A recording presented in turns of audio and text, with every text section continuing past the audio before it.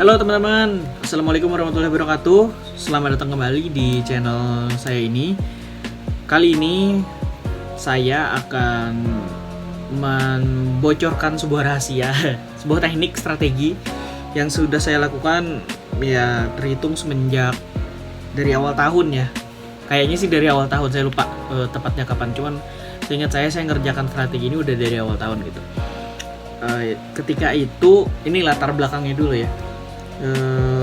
Ketika itu saya sedang lagi YouTubean gitu ya, buka YouTube, terus ketemu salah satu video seorang entrepreneur dari Amerika yang namanya Gary Vaynerchuk ya, kalau teman-teman tahu. Nah, di sana dia bilang kalau personal branding itu adalah sebuah strategi untuk mengenalkan diri kita kepada orang lain gitu. Nah, gimana cara dia mengenalkan dirinya kepada orang lain? Kalau si Gary V ini menunjukkan strateginya adalah dengan eksis di semua platform media sosial. Nah, saya waktu itu masih bingung karena menurut saya untuk eksis di semua platform media sosial itu buat saya sebuah beban karena saya masih mengerjakan semua konten itu sendirian gitu loh. Jadi nggak ada yang bantuin dan kebingungan gitu loh gimana caranya bikin semua konten untuk semua media sosial. Kalau si Gary V enak ya, dia punya tim yang banyak dan mereka ditugasi mengurus konten-kontennya si akun-akunnya si Gary V ini. Sementara saya dan mungkin juga teman-teman yang lain yang lagi nonton video ini atau dengerin podcast ini masih ngerjakan semuanya sendiri gitu loh. Gimana caranya?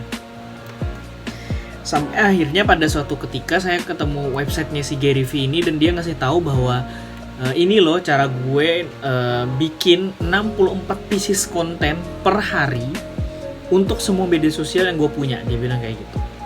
Ebook gratis.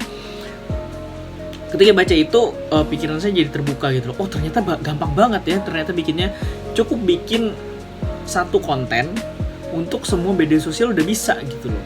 Gimana caranya? Nah, ini akan saya jabarkan pelan-pelan ya, satu persatu.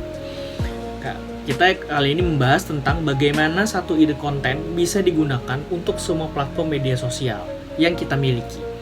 Kalau teman-teman pengen tahu apa aja caranya dan gimana saya membuat konten untuk semua media sosial saya, silahkan tonton video ini dan dengerin podcast ini sampai habis. Yuk kita mulai.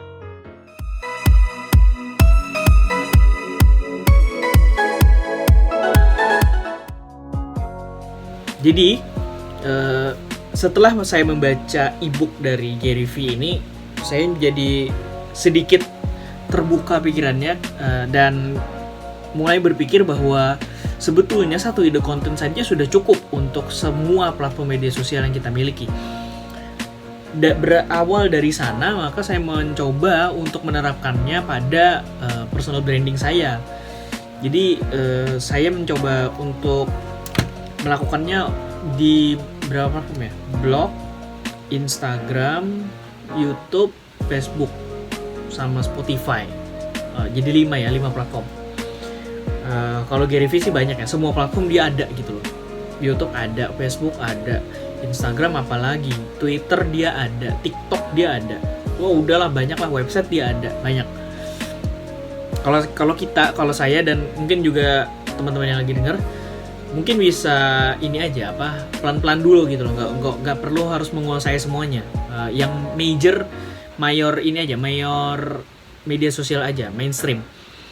Jadi Facebook, Instagram, blog, sama YouTube atau Spotify lah tambah 5 gitu ya.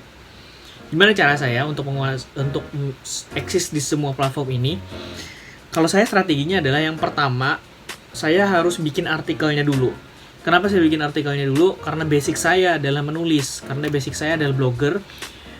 Maka dari situlah saya berangkat, saya memulai sesuatu yang dari mudah dikerjakan dulu. Teman-teman boleh nggak dari blog dulu, nggak masalah. Kalau teman-teman nggak punya blog, mungkin dari Instagram bisa langsung bikin dari Instagram aja, nggak masalah juga.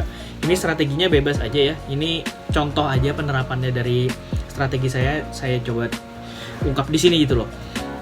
Jadi yang pertama saya lakukan adalah buat artikelnya dulu. eh, saya akan menulis sepanjang mungkin yang saya mampu gitu loh, dan setelah saya merasa cukup, saya akan stop dan edit gitu loh. Setelah diedit nanti akan saya publish. Nah, dari konten yang dari blog itu tadi, saya akan mencoba bukan mencocokkan, gimana ya bilangnya. Saya akan membuat konten itu ke Instagram. Ketika di Instagram, saya membuatnya dengan tema karusel, dengan konsep karusel. Karusel kan itu fotonya banyak, bisa sampai 10 gitu ya. Nah, itu saya akan buat seperti itu karena sekarang lagi musim juga, dan kebetulan memang konsepnya cocok dengan yang saya punya, karena blog itu artikel panjang. Di Instagram gak bisa semua followers baca caption, jadi captionnya pindahin ke foto gitu aja gitu loh. Jadi captionnya dipindah secara visual gitu loh. Nah, saya buat rangkumannya gitu loh, nggak semua, karena nggak mungkin juga ya semua artikel dimasukin ke Instagram, itu sangat-sangat tidak mungkin karena keterbatasan ininya juga kontennya. Jadi saya mencoba membuat semaksimal mungkin. Mungkin harusnya lebih dari 10 karena karusel cuman maksimalnya 10, maka saya mencoba mempadatkan konten yang dari blog itu ke Instagram menjadi 10 foto gitu. Dari sana dapat satu konten Instagram dong, ya kan? Satu konten Instagram, satu konten blog, udah 2. Lanjut, buat versi videonya ke YouTube. Jadi teman-teman, yang teman-teman lihat ini adalah versi video dari artikel blog yang sudah saya tulis sebelumnya. Jadi saya sudah menulis artikelnya, terus saya coba buat versi videonya dengan ada muka saya di sini dan teman-teman lagi nonton. Nah, ini adalah versi video dari artikel yang saya buat sebelumnya. Jadi saya mencoba menjabarkan lagi, mendeskripsikan lagi apa yang sudah saya tulis ke dalam bentuk video. Nah, ini direkam mungkin gak usah panjang-panjang, maksimal 20 menit lah. Kalau kebiasaan dari subscriber saya tuh memang kelihatannya mereka sukanya video yang gak terlalu panjang, tapi gak terlalu pendek juga. Termasuk saya pribadi gak suka video yang terlalu pendek, yang 2 menit, 4 menit tuh tanggung menurut saya. Kalau udah lebih dari 7 menit, nah itu saya suka tuh biasanya. 7 menit, 15 menit itu masih wajar. Kalau udah sampai 30 menit, 40 menit, itu terlalu panjang sih. Kecuali memang pembahasannya menarik ya. Kalau memang pembahasannya yang standar-standar aja nggak usah terlalu panjang juga. 20 menit udah cukup. Dapat satu konten lagi, udah 3 nih. Dari satu ide dapat jadi 3 konten di semua media sosial. Satu lagi Facebook. Kalau di Facebook, behavior dari friendlist saya itu memang kebanyakan suka baca status panjang ya. Jadi saya mencoba mempadatkan konten yang ada di blog ke Facebook saya. Memang saat ini belum saya tulis, tapi kebiasaannya adalah saya akan mencoba membuat statusnya itu dengan hanya maksimal berapa kata ya? Bukan kata sih, karakter. Kalau Mas Dewa Eka Prayoga bilang bahwa status Facebook itu nggak usah panjang-panjang, 1000 karakter dulu deh, sudah cukup gitu ya. 1000 karakter. Kalau misalnya artikel blognya masih panjang, bisa dicoba untuk lebih dari 1000, nggak masalah juga. Teman-teman, ini aja trial and error aja gitu ya. Dilihat behavior dari friendlist teman-teman tuh kayak gimana. Apakah mereka memang suka nulis tulisan membaca tulisan panjang, atau mereka sukanya tulisan sedang aja. Kalau sedang, saya sarankan tidak lebih dari 1000 karakter. Kalau memang mau lebih panjang, silahkan dicoba aja.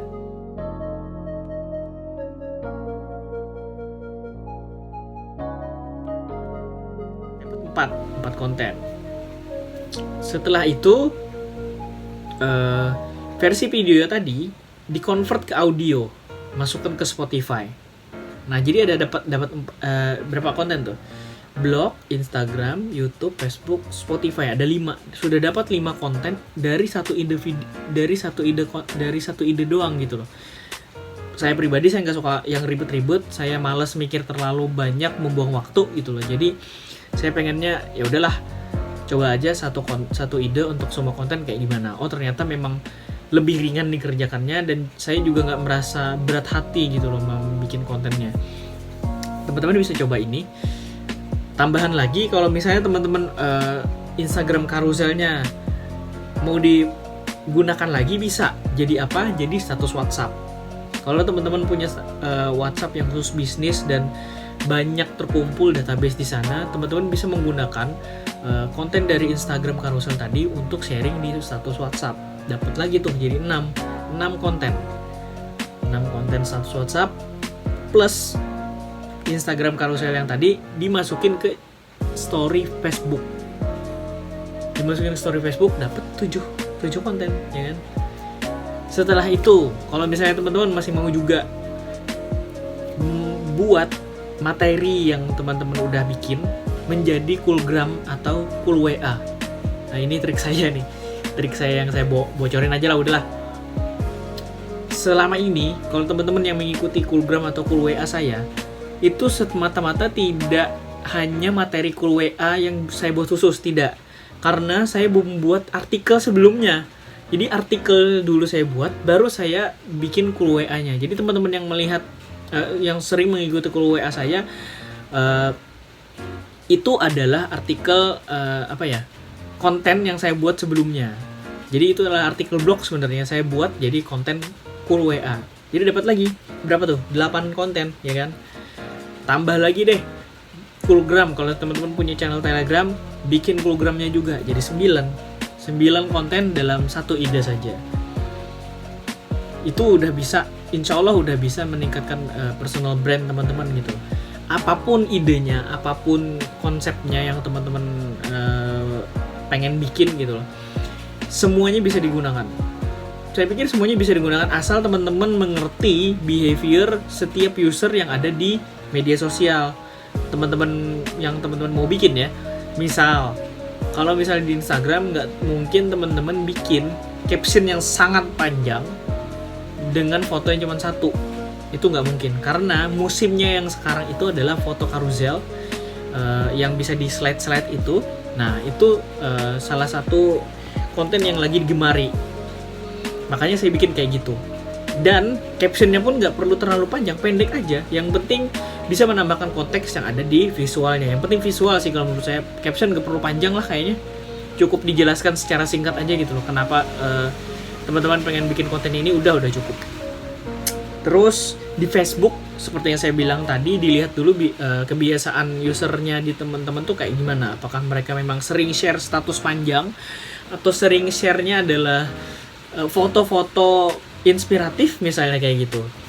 Nah, teman-teman bisa baca tuh dari sana. Oh, mereka tuh ternyata lebih suka sharing, nge-share konten-konten yang banyak foto yang inspiratif misalnya kayak gitu. Atau mereka lebih suka share konten yang status panjang, bisa dilihat dari situ. Kalau Spotify saya belum ketemu behaviornya, tapi kalau saya pribadi sih saya suka konten podcast yang lumayan panjang ya. 30 menit saya masih bisa masih bisa menyimak 30 menit. 1 jam pun bisa sebenarnya.